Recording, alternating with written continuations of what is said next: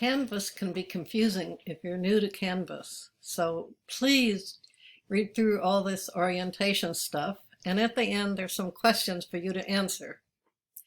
Those of you who are used to taking Canvas or using Canvas, there is some new stuff.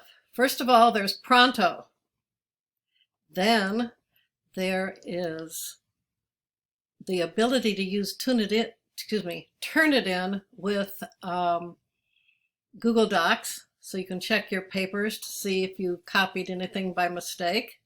And lastly, there's English 1E that you all need to sign up for.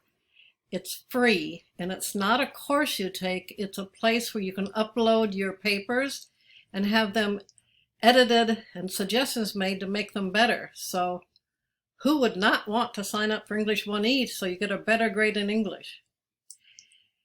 Any questions you have, please email me. This will be my first day, and you probably stay up late at night. So if you're having an emergency late at night, I'm sorry, I won't be there. But Canvas Helpline is open 24 hours a day to help you.